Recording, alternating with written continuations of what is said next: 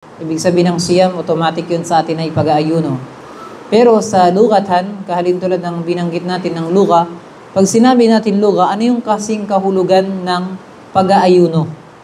Ano yung kasing kahulugan ng pag-aayuno sa Tagalog? Halimbawa, yung Tagalog ng pagkagat, di ba yung salita ng kagat? Ang kahalintulad ng kagat, ang salita niya ay nguya. So, yun ang ibig sabihin ng Arabic ng lugatan. So, ang salitang siyam, ibig sabihin ng siyam pag-aayuno, ang kasing kahulugan din niya sa Arabic, al-imsak. Ibig sabihin ng siyam, pagpipigil. Al-imsak naman, yung paghinto. So, pareho lang siya. Pero ang kahulugan niya sa tinatawag na mustalah, pag sinabi natin mustalah, ano yung automatic na pag-unawa natin kapag narinig natin ang salitang pag-aayuno? Kasi ang ibang relihiyon, meron din silang tinatawag na pag-aayuno, di ba? Halimbawa, ang Kristiyano, nag-aayuno rin sila. Nag-fasting din sila. Di ba?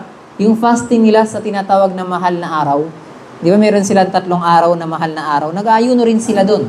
So kapag ba sinabi sa'yo na nag-fasting ka ba, ibig sabihin ba ang tinutukoy doon nag-fasting ka kahalintulad ng ginagawa nila? Kasi pareho ng salitang pag-fasting eh. So kaya meron tinatawag na kahulugan ng pag-aayuno sa Islam. Kasi may sariling pag-aayuno yung Islam na ginagawa ng Muslim.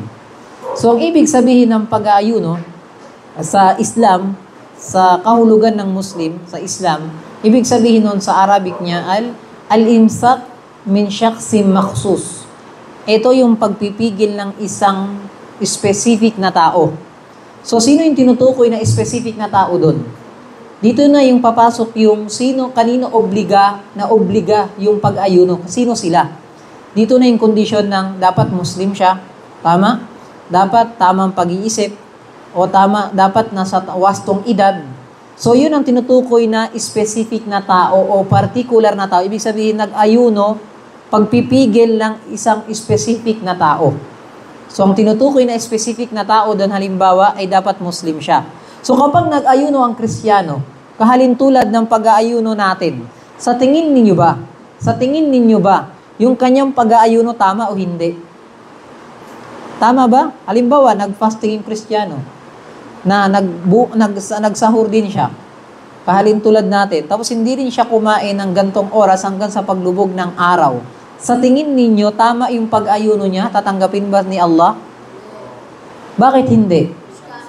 Kasi kabilang sa kondisyon ay dapat Muslim siya. So yun ang halimbawa ang tinutukoy na dapat ang pag-ayuno ang tinutukoy dito ay sa specific na tao. Ibig sabihin, unang kondisyon ay ang dapat Muslim yung isang tao.